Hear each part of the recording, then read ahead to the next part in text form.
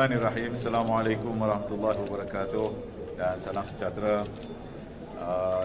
Rakan-rakan media yang saya hormati sekalian, pertama sekali saya mengucapkan rasa syukur kepada Allah Subhanahu Wa Taala atas kepulangan konvoi daripada Sudan pada petang ini.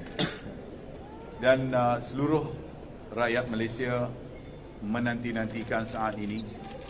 Dan seperti yang kita sedia maklum, seluruh negara mengikuti secara dekat perkembangan yang berlaku di Sudan. Pertama sekali, bagi pihak kerajaan, saya ingin menyampaikan junjungan kasih ke Bawah Duli Yang Maha Mulia Yang di-Pertuan Agong atas keprihatinan baginda mengikuti setiap detik dan perkembangan tentang keadaan rakyat Malaysia yang berada di sana. Wakil tuanku pada hari ini turut bersama-sama dengan kita iaitu Datuk Seri yang berada di sini. Yang kedua, bagi pihak kementerian dan tim yang mengendalikan urusan ini, saya juga ingin mengucapkan terima kasih kepada Yang Amat Berhormat Perdana Menteri atas keprihatinan beliau yang turut mengikuti setiap perkembangan dan juga mengambil langkah-langkah untuk memastikan supaya gerakan yang kita lakukan, operasi yang dilaksanakan dapat dibuat dengan sebaik-baiknya, termasuklah dengan menghubungi pemimpin-pemimpin yang terlibat dalam pertikaian di sana. Atas usaha itu juga kita telah berjaya melaksanakan misi kita meskipun dalam keadaan yang begitu sukar. Yang ketiga, saya juga ingin mengucapkan tahniah dan penghargaan kita kepada tim operasi daripada Malaysia dan yang berada di Sudan. Tim operasi di Malaysia melibatkan pelbagai agensi, manakala tim di Sudan diketuai oleh Datuk Ambassador kita atau duta kita yang berada bersama di sebelah saya, iaitu Datuk Razdan. Dan ini merupakan satu usaha bersama untuk memastikan keselamatan rakyat kita dapat kita keluarkan daripada kawasan kancah peperangan. Dan perjalanan mereka yang begitu panjang sekali daripada Khartoum hinggalah ke Port Sudan yang mengambil masa 30 jam melalui sepanjang lebih daripada 1,300 km dengan pelbagai halangan, pelbagai cubaan, dan akhirnya pada hari ini mereka dapat sampai dengan selamat di KLIA. Dalam pada itu, saya juga ingin mengucapkan terima kasih kepada pihak kerajaan Arab Saudi, pihak kerajaan UAE, khususnya Presiden UAE yang memberi perhatian yang sangat khusus akan keadaan rakyat Malaysia kita.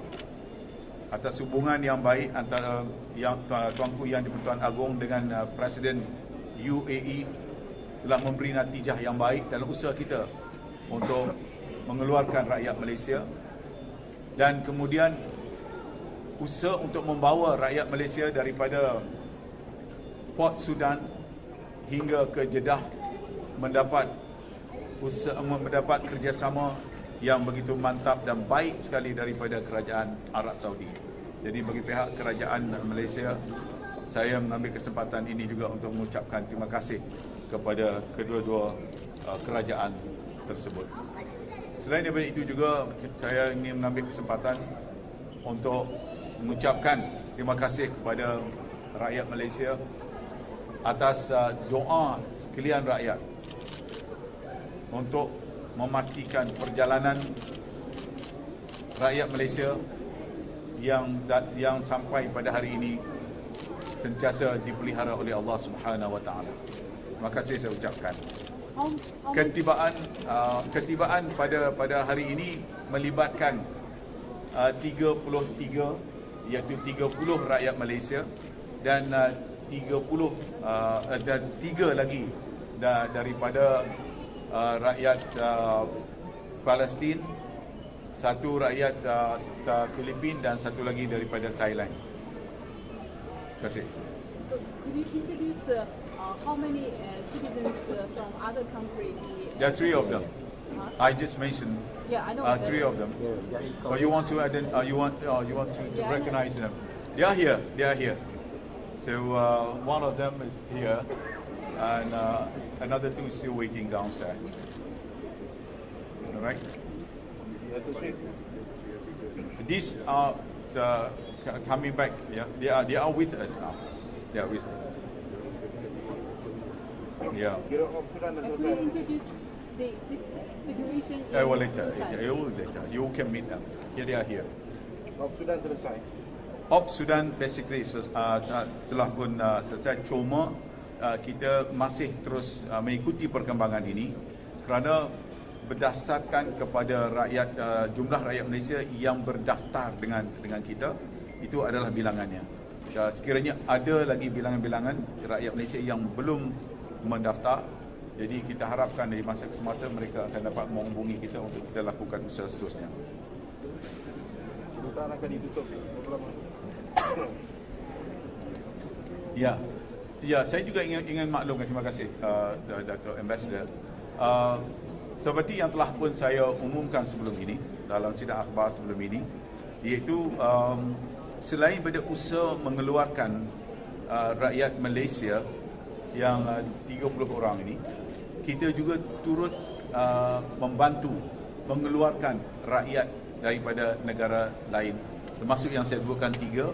Selain daripada itu juga kita turut membantu mengeluarkan rakyat Singapura. Semalam Menteri Luar Singapura menghubungi saya secara peribadi menyampaikan penghargaan pihak Singapura kerana kita berjaya membantu mengeluarkan rakyat Singapura bersama dengan tim Malaysia.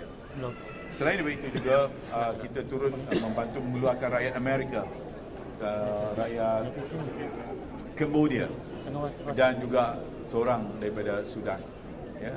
Dan kerana mereka berada dalam keadaan yang begitu sukar untuk dikeluarkan, dan saya telah menerima panggilan, termasuk semalam Perdana Menteri Hun Sen telah membuat kenyataan media di Cambodia mengucapkan penghargaan kepada Malaysia. Ini semuanya saya sebutkan di sini hasil daripada usaha yang dilakukan secara bersama semua pihak yang terlibat di peringkat Malaysia, agensi-agensi yang sama, termasuklah daripada Kebawah Duri Tuanku sendiri dan Perdana Menteri, diikuti dengan agensi-agensi, maksud juga tim kita diketuai oleh Datuk Ambassador kita di Sudan. Dr. Sri, tadi dalam perjalanan 30 jam ada cubaan katanya, mungkin boleh ceritakan bagaimana? Yang ini nanti saya beri ruang kepada Datuk Ambassador untuk menyampaikan sikit sebanyak pengalaman beliau untuk mewakili rakan-rakan yang pulang pada hari ini. Kedutaan akan ditutup sementara sehingga selesai? Yes, untuk sementara ini kita akan menutup, dan urusan kedutaan kita akan dikendalikan daripada KLIA. What are the difficulties for this action? Sorry? What are the difficulties for the action? The difficulty, of course, they have gone through a lot of obstacles and problems.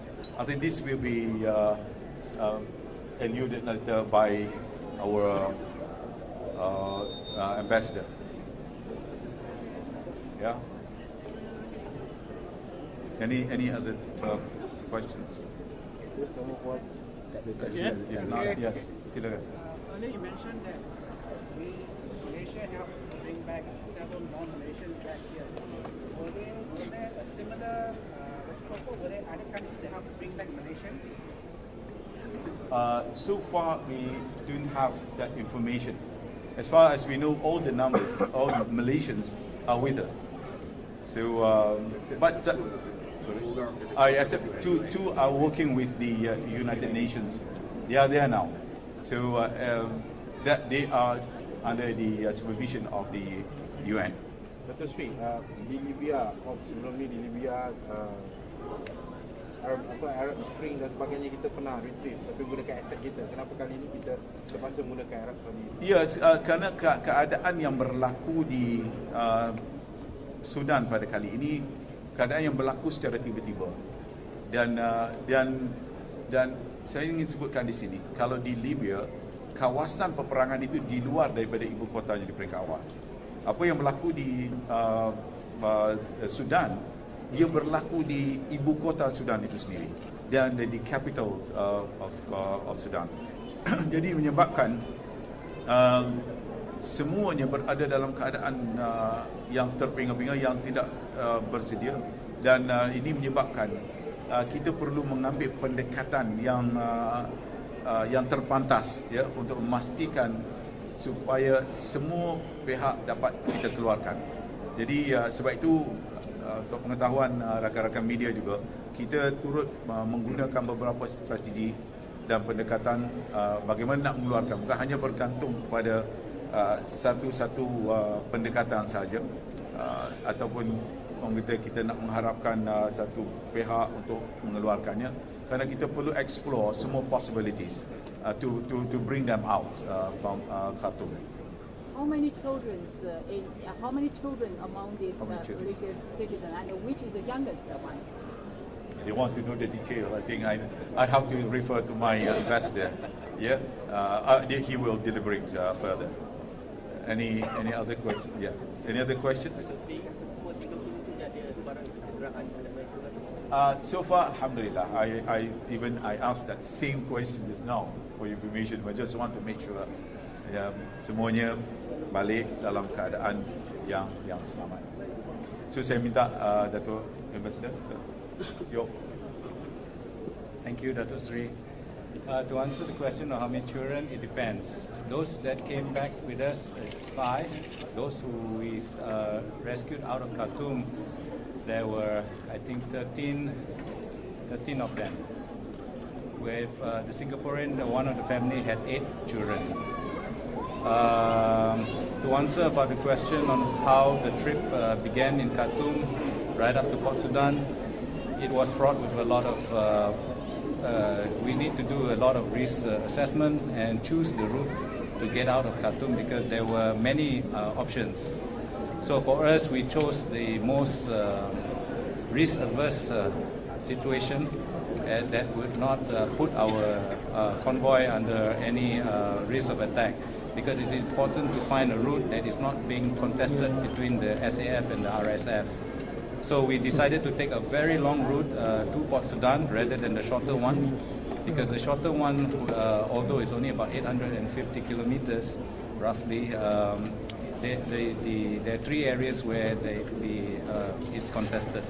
Whereas the main road that we took going down south through Madani and Kasala, that area is the only problem was the road condition. So we had to ensure that the drivers that we hired were from the region, and that was very difficult to find because they need to know the terrain as well as the security officers that were on duty. To give you an illustration of the difficulties to travel through this 1,300 kilometer, approximately about every 50 to 80 kilometers there's a checkpoint. And every time we reach a checkpoint, we do not know who's in control. But alhamdulillah that throughout this journey, it was controlled by the government forces, and our drivers who accompanied us or who drove us, they had relations with these security personnel. And that smoothened the journey. But that does not mean that in between these checkpoints it is safe. We are always under constant threat because the battle in Sudan is very fluid. And the area around Sudan, especially the first 150 kilometers, is very, it's a touch and go. We do not know who is in front of us. So we were very vigilant. We had to travel cautiously. And we were protected by initially by the convoy of the UAE government. And we had about 6 buses with us. And that actually provided us a lot of comfort, especially for those with our convoy, because when you travel with numbers, you automatically feel comforted and feel secure. But actually, there were many instances where even convoys that were protected by escorts by the own military or even by the RSF or SAF came under attack from either side. So it was from the onset we decided that we would not use escorts from the SAF or RSF because you become a target. So we had to take that risk, and of course with close coordination with Wisma Putra, we decided to take this route to Port Sudan. Alhamdulillah, during the trip, I think the most the risk that we had was actually how long we will be on the road. We didn't know because things changed while we were traveling. We were supposed to arrive in Port Sudan at 3 a.m. on the 24th, but we couldn't make it and arrive 12 hours later because in Sudan you are not supposed to travel on roads after midnight to 4 a.m. So we had to make a call to stay, and because initially the plan was not to stop at all because there are so many dangers. When you stop at any public location, you might be hijacked by other people who are trying to escape. So we don't have close personnel, what you call as armed security with us. So it is something that we from the beginning said we would not do. But unfortunately, because of the circumstances, we had to stay overnight in Kassala for about until Subuh. So after that, we decided to move, and then we realized why, because the roads were, well, if you can call it a road, but it's full of potholes, and the side of the road has collapsed, the shoulder of the road has collapsed, and you go into it's not there's a dip, maybe about 3 or 4 feet. There were some vehicles who actually tried to travel and did not make it. So, and that area is, you can be ambushed because you are going through a mountainside, through a mountain ravine. So it's better to travel in the daytime. But then once we arrived at Port Sudan, there were a lot of other issues because there were strict security checks. But Alhamdulillah again, because we had many, I think we were with the South Koreans and the Japanese, so they were in front of us, and when they allowed it, they all said that we are part of that convoy, so all of us were waved through. But there was a huge traffic jam there that for the locals, it would take about 2 or 3 hours to get into the city. The city is packed. It's full of UN personnel and other evacuees. So we had to make sure that we had to find accommodation and supplies because we were running out already. We couldn't carry much because we only had one or 2 bags with each of us, and the embassy had provided food enough for 2 days. And we had to restock again in Port Sudan because we need to find out which way out. And Alhamdulillah, the Kingdom of Saudi Arabia came to assist.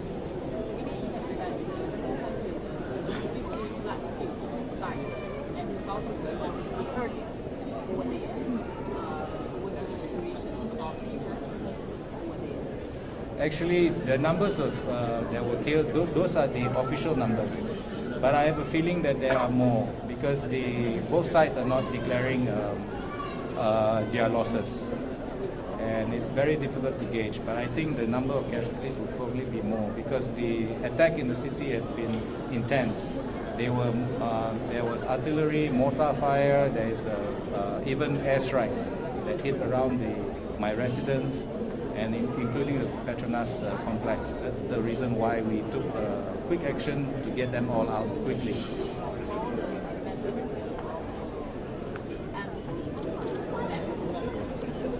I'm not sure whether all are here, but I know that most of the embassies and the international organization had already embarked on the evacuation plans. I think majority have gone out. Oh, Malaysia all out. Yes, the 30 that's with us is the entire Malaysian national. 30. From embassy is 3 of us. 3 of us.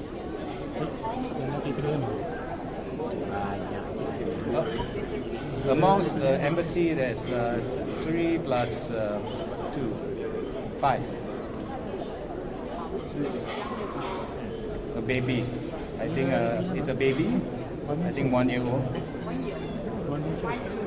Yes. Yes. Any other questions? Okay, thank you. Okay, thank you. The situation is your first time. First time in Sudan, you mean? You mean the situation? For your experience as the ambassador. Okay, dekat sana ini kali ketiga kita ada isu dekat Sudan, ada konflik.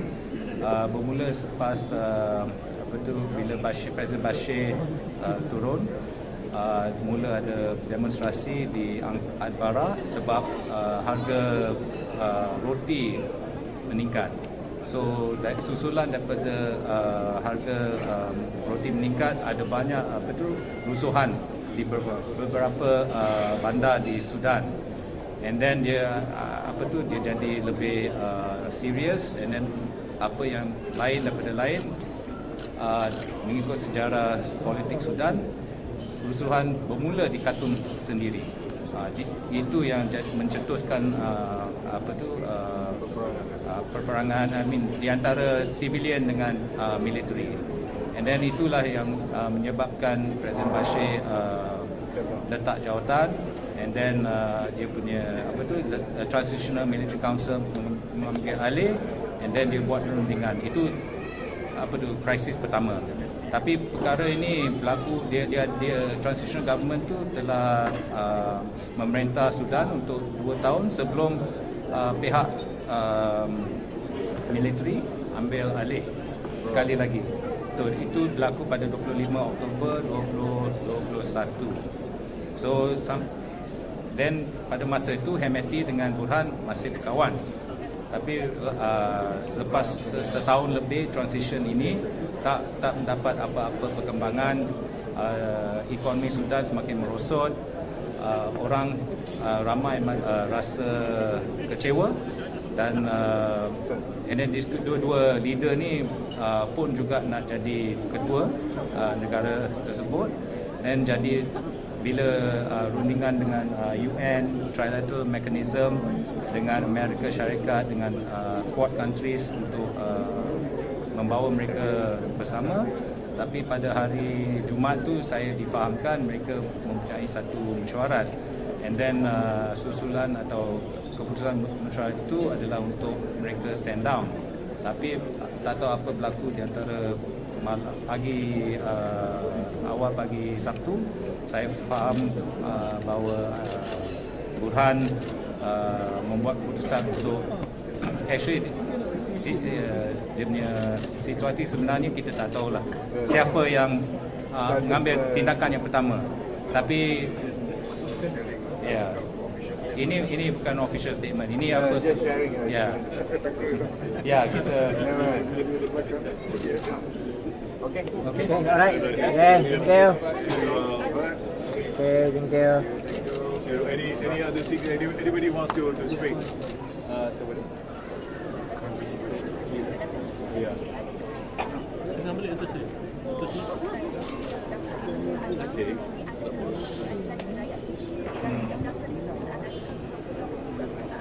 Ya. Saya telah sebutkan tadi bahawa bagi rakyat Malaysia yang kemungkinan berada di sana, kita akan pantau dan kita akan usahakan juga bagaimana untuk mengeluarkan mereka. Ya, sebab ini menjadi tanggungjawab kita. That's our commitment. In fact, I have spoken this matter to Sudanese embassies here to help. I want to also extend our appreciation for the help rendered throughout the process as well. We have the CDA here with us. Jadi dalam arti kata yang lain, kita mengucapkan kita akan pastikan supaya yang kalau sekiranya ada sehingga setakat ini berdasarkan maklumat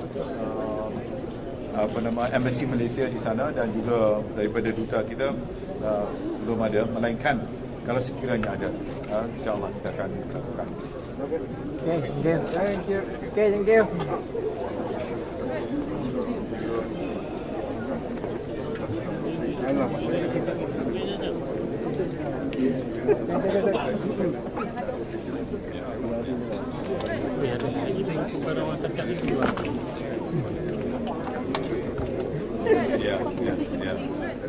Jadi my last point, ini menjadi tanggungjawab Wisma Putra lah ya. Seperti biasa apabila berlakunya suasana